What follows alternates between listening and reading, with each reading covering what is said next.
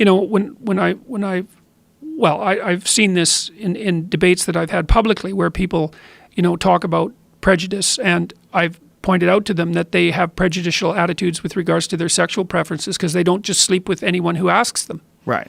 So it's like, well, how is that not a prejudice?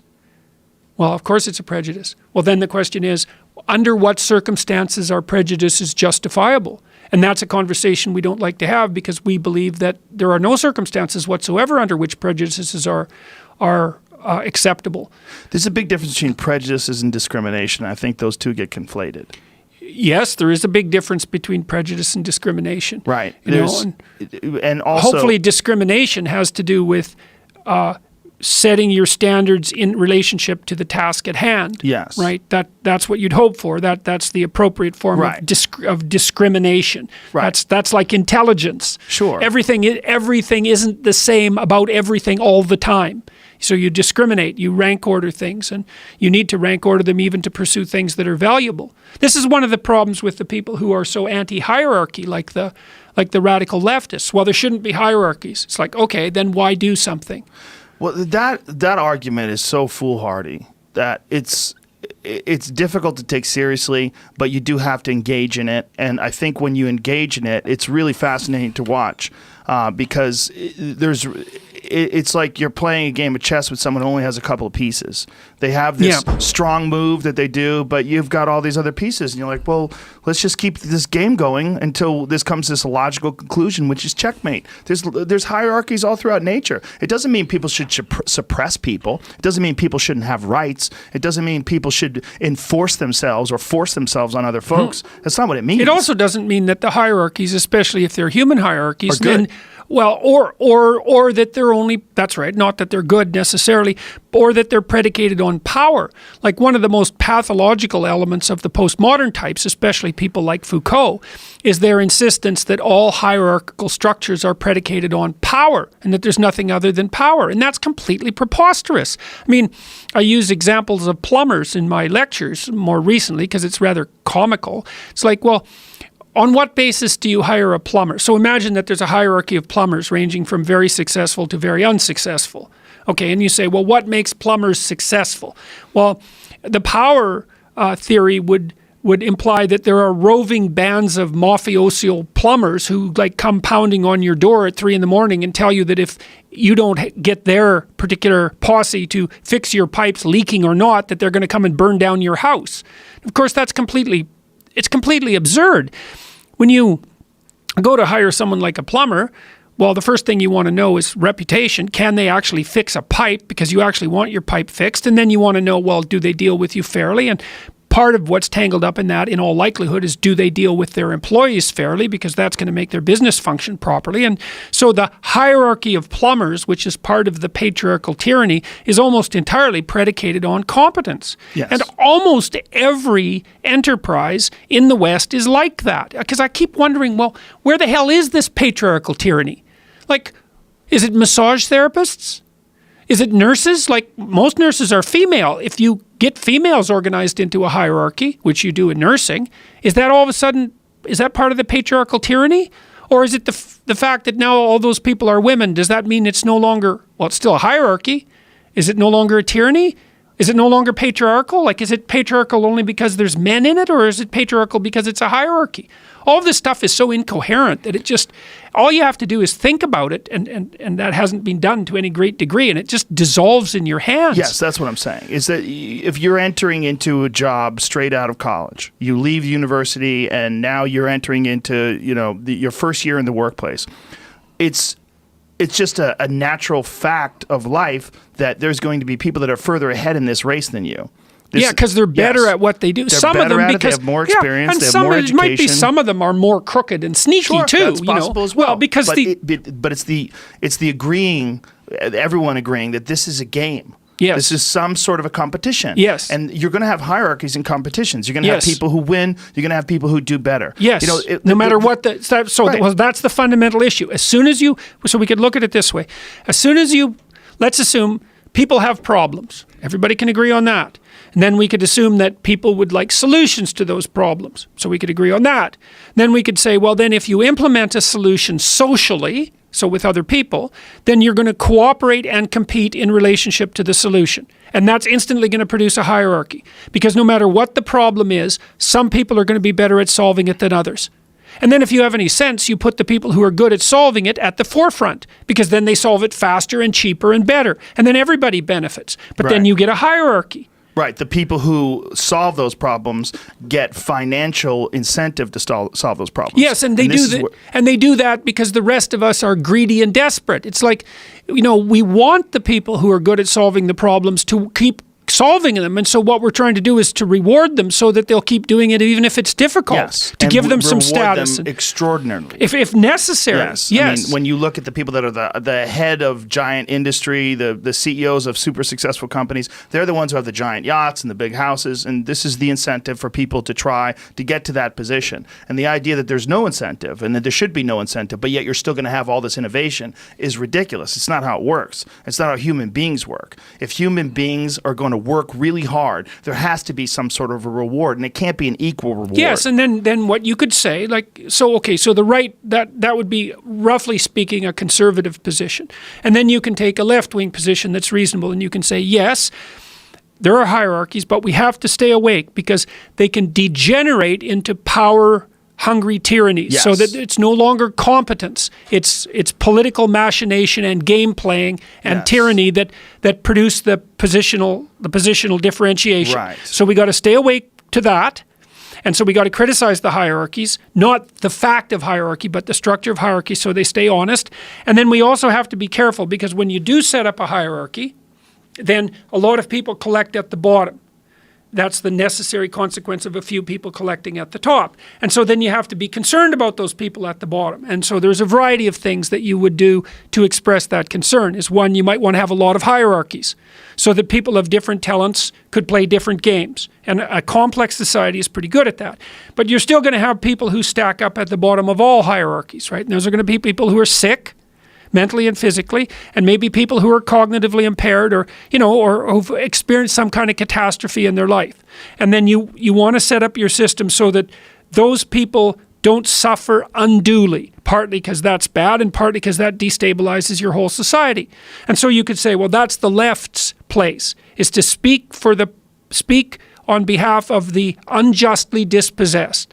And the right's position is to stabilize and maintain functional hierarchies. And encourage competition. And encourage competition that's of benefit to the whole. Yes. And to the individuals within the competition. And then the political dialogue is a continual discussion between the left and the right, saying, well, this hierarchy's getting a little too steep and a little too rigid, and that's, for me, that's also the fundamental reason for the necessity of free speech.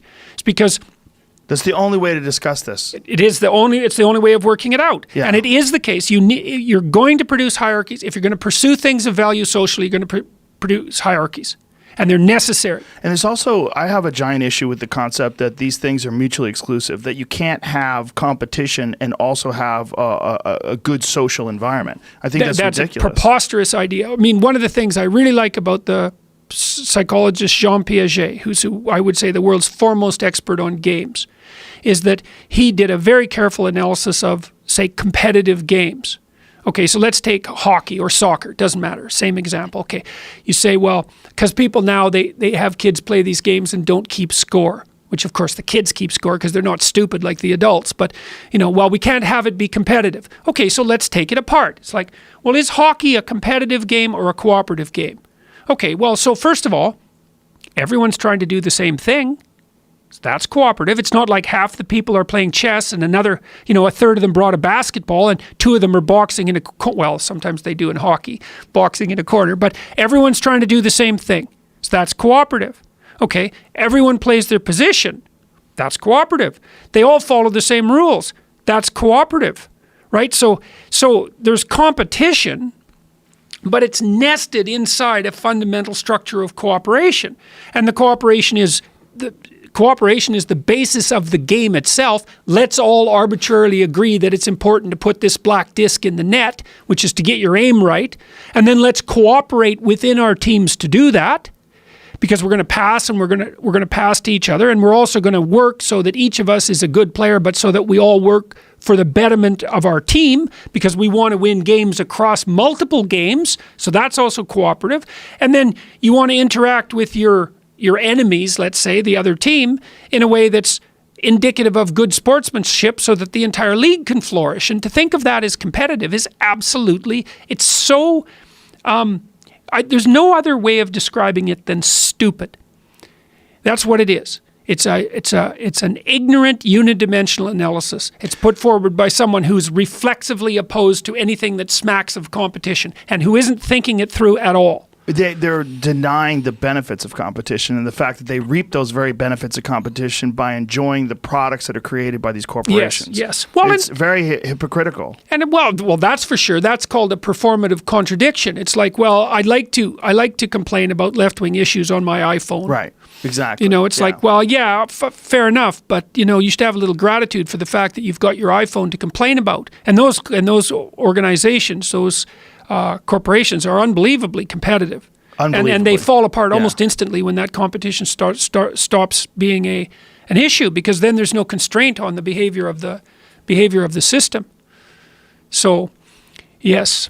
And the issue with men, I think with young men, and this is one of the things I've been trying to address, is that if your fundamental presupposition is that our culture is a patriarchal tyranny, which is an appalling presupposition, along with the idea that the best way of looking at history is that it was the oppression, the continual oppression of women by men, which is also something that I regard as an absolutely reprehensible doctrine, then, okay, so it's a patriarchal tyranny. But that, in their defense, that did exist. There has been continual oppression of women. It's just not the only thing that's happened. Well, there have been women that have been revered. There's been women that have been celebrated. There's been women that have accomplished great things, but there's been a lot of oppression. So if they concentrate primarily on that oppression, and that's their main point of study, and that's the thing they want to talk about all the time, they kind of have a point in the fact that if you're looking at all the events that have ever taken place, there's a significant number of them that have been women being oppressed. But I don't know if there's more women who've been oppressed than men who've been oppressed. That's a very good point. So I would say that the entire history you look at it this way, is that we oppress ourselves personally with our own malevolence and stupidity. And then we're all oppressed by the kind of the crushing hand of the social world that molds us in one way and not in another. And then, of course, nature is doing her best all the time to give birth to us, but also to kill us and take us out. And so there's this endless, what would you call it, vulnerability that characterizes our existence psychologically and socially and naturally. And I would say 150 years ago, that was even more intense than it was now, because the typical person in the West lived on less than $1 a day before 1895.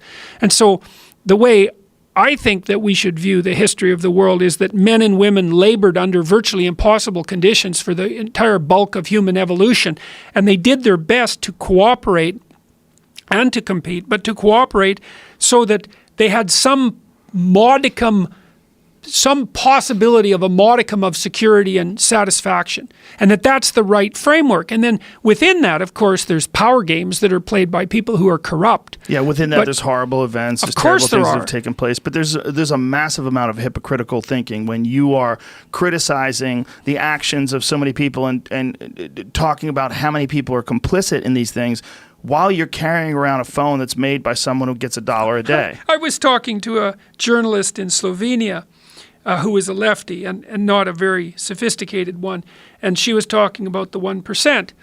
And I said, well, do you know that if you make more than $32,000 a year that you're part of the 1%? She said, well, what do you mean? I said, well, that's the worldwide statistic. It's like, so you're part of the 1%. Well, she didn't. First of all, she said, well, I don't believe that statistic. And I thought, well, that's fine. You can go look it up yourself. But what was so interesting was that for her, that characterization, the 1% victimizers, was only relevant within the confines of her national border. Right. As soon as I said, well, no, all you have to do is expand that out a little bit and you're the problem and not the solution, then that was that was completely untenable for her. Exactly. She couldn't include herself in the population of victimizers, even though, she lives in a Western country and she's a well-paid journalist and she lives a very privileged life, so to speak, by historical and world in comparison standards. to someone living in the Congo or something. Well, or anywhere. anybody living Guatemala. anywhere in Right. the entire history of the human race. Right. Up until right? yeah, for sure. Yeah. If you make $34,000 today, you absolutely are in the top 1% of everybody who's ever Oh, lived. definitely. Ever. Well, of course.